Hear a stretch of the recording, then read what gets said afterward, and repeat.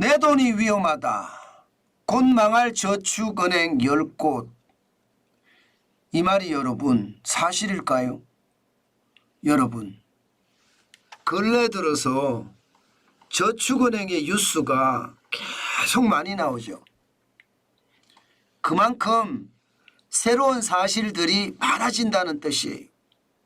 기사가 재탕 삼탕하는 것이 아니라 새로운 사실들이 계속 쏟아진다는 뜻이에요.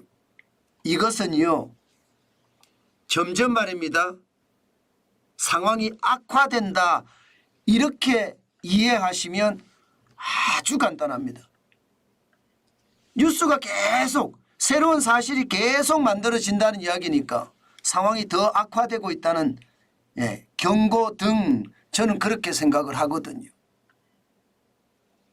이번에 저축은행은요 이런 지표가 발표가 됐습니다.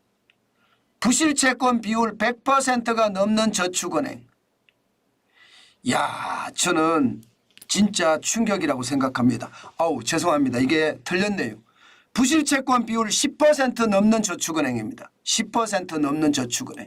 예, 저는 이게 말입니다. 앞으로 엄청난 충격을 준다고 생각합니다. 엄청난 충격.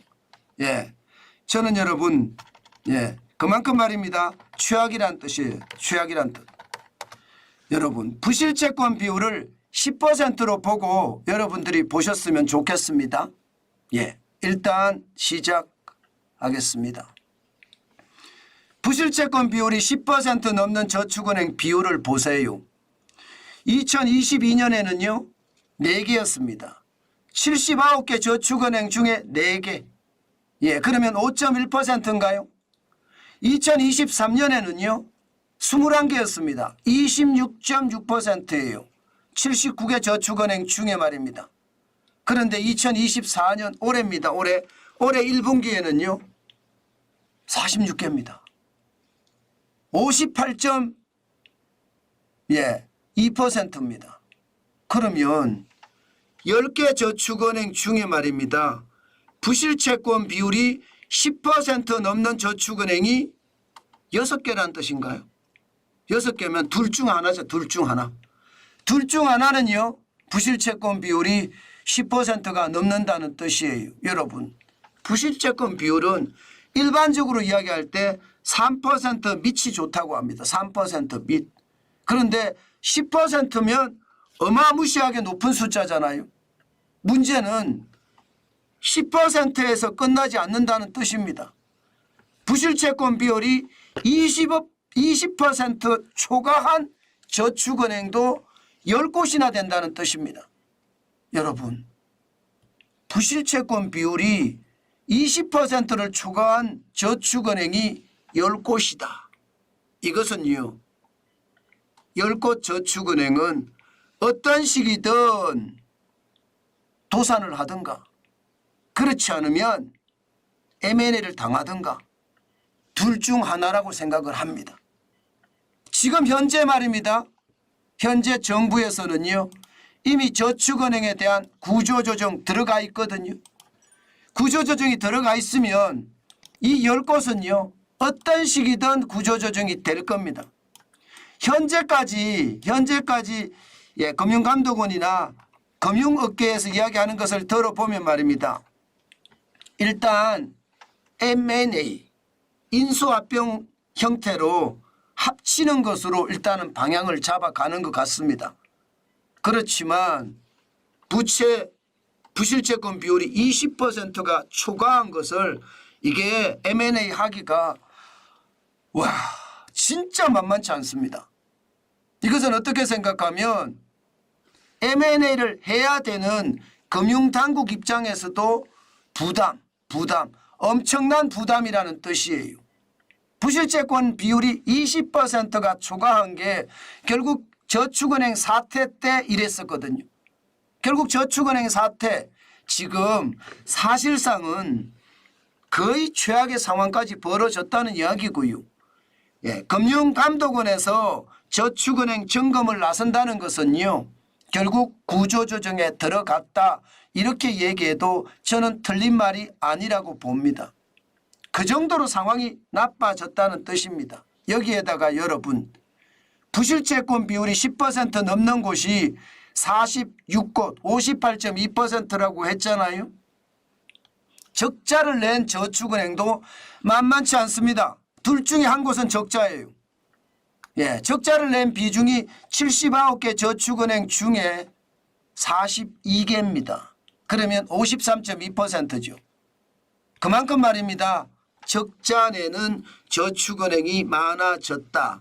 2023년에 27개였는데 2024년 1분기에 42개 엄청나게 늘어났잖아요.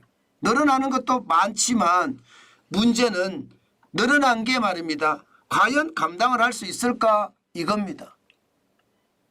제가 보기에는요. 여러분들에게 내 돈이 위험합니다. 조용히 돈 좀 빼십시오. 저는 여러분들에게 이런 말씀을 드리는 이유는요. 그만큼 저축은행의 부실채권 비율이 20%까지 높아진 곳이 10곳이 넘는다는 것. 이게 충격을 줄 거고요. 둘 중 하나 저축은행은요.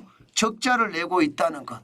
이것은 내 돈이 위험해도 엄청나게 위험하다. 저는 그렇게 여러분들에게 말씀드리겠습니다.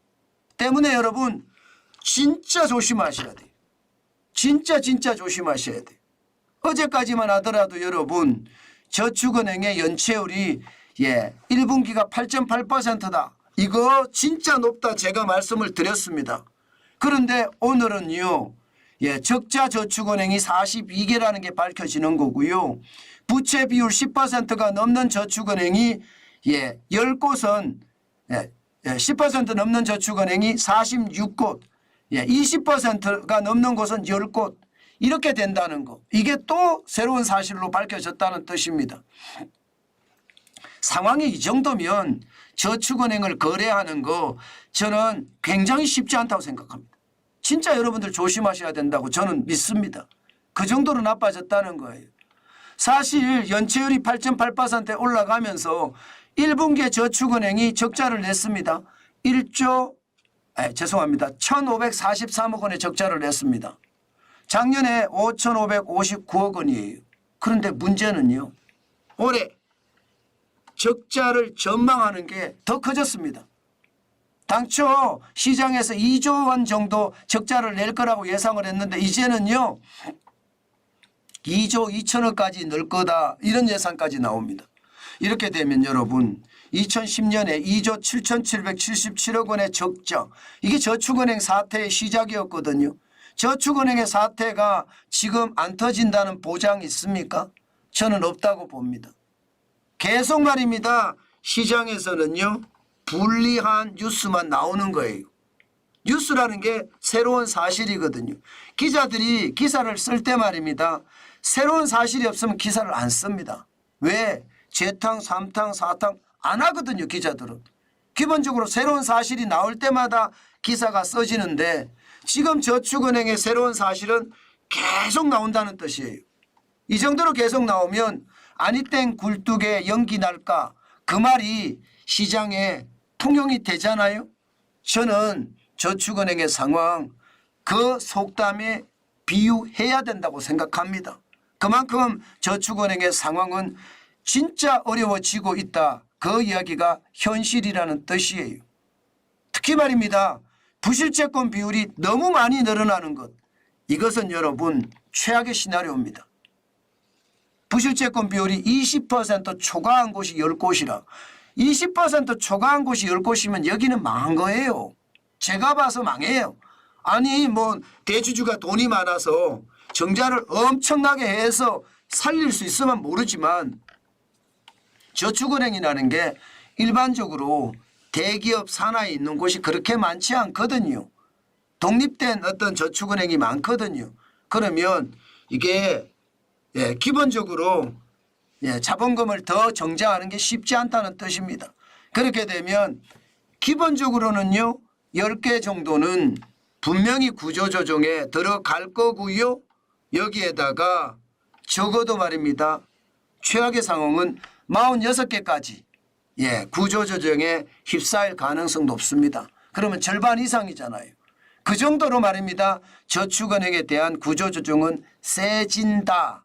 그러면 내 돈은 넣지 말아야 된다. 저는 그 말씀 꼭 드리고 싶어요. 만약에 여러분들이 저축은행을 거래하려 치면요. 부실채권 비율이 3% 미만이어야 돼요. 이게 3% 이상 10%는 이미 난리가 난 거고요. 20%는 끝난 겁니다. 그렇게 감안을 해야지 우리가 마음이 편합니다. 지금처럼 말입니다. 단순하게 저는 거래하는 거 저는 하지 말라고 말씀을 드리고 싶어요. 더 큰 문제는요. 여기에서 끝나지 않는다는 뜻입니다. 왜 여기에서 끝나지 않느냐. 앞서 제가 보여드린 것처럼 말입니다. 앞으로 적자가 더 날 거예요. 앞으로.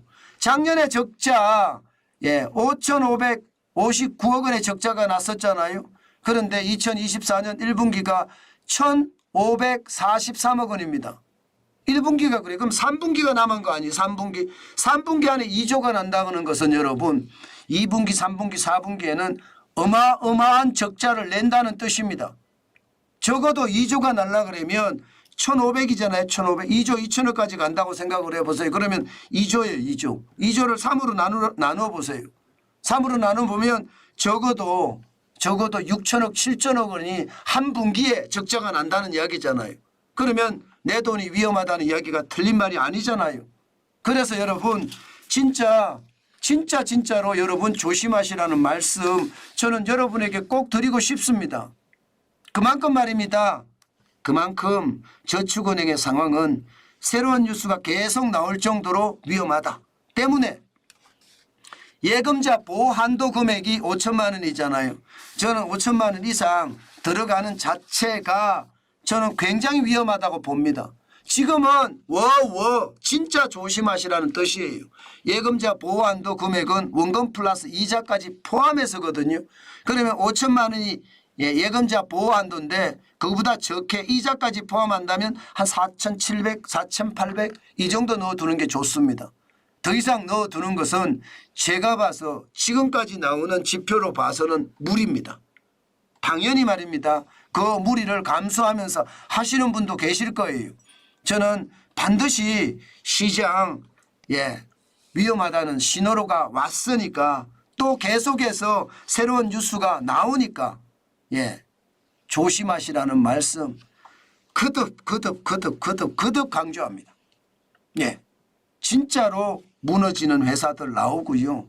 정부가 감당을 해줄 수 있을지는 모르겠어요. 그러나 너무 많아지면 감당 못하거든요. 그때 충격은 어느 누구도 감당하기 힘듭니다. 제발 스스로 경계감을 가지고 조심해야 되겠다. 그 말씀 다시 한번 강조해 드립니다.